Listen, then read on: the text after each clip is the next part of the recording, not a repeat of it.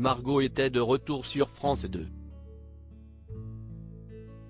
La charmante blonde a une fois de plus participé au Master de N'oubliez pas les paroles, émission présentée par Nagui. Malheureusement, elle n'a pas réussi à aller au bout de la compétition. Une élimination sur laquelle elle s'est exprimée rapidement. CST en décembre 2019 que le public a découvert Margot dans N'oubliez pas les paroles.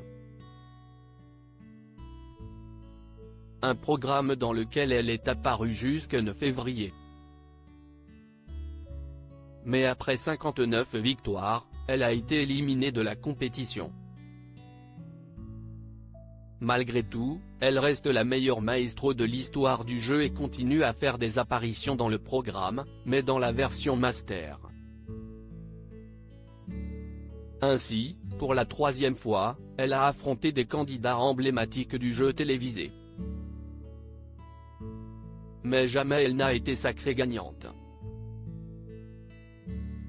Lors de sa dernière participation, Margot a été éliminée de la compétition à l'issue de l'émission du 17 novembre 2022.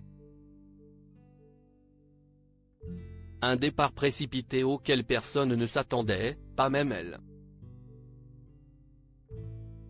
Elle a été éclipsée par Valérie en huitième de finale et regrette d'avoir été évincée si rapidement. Cette année, CST la première fois que je ne gagne pas d'argent mais CST secondaire. Le but est surtout d'aller le plus loin possible mais je constate que je régresse à chaque fois. Pour mes premiers masters j'avais fait demi-finale, puis quart de finale l'année dernière et maintenant huitième. En toute logique je devrais donc perdre dès les 16e l'année suivante.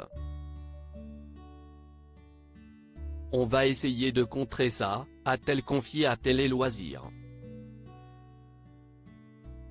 La candidate éliminée trop tôt forcément, Margot est déçue car elle est hyper compétitrice. Elle explique cette défaite prématurée par la nouvelle règle des masters. Cette année, les candidats pouvaient être soumis à des reprises, de quoi en déstabiliser plus d'un.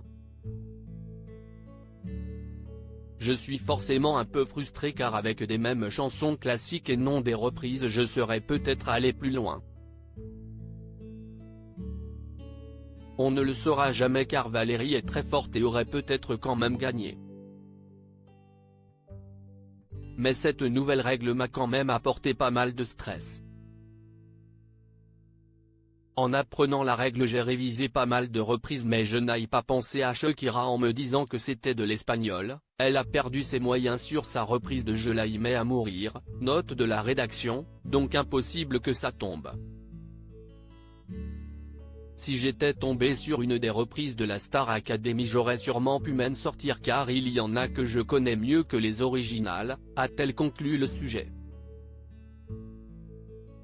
Espérons pour elle qu'elle fera mieux auquel cas, il pourrait y avoir du rififi dans l'air.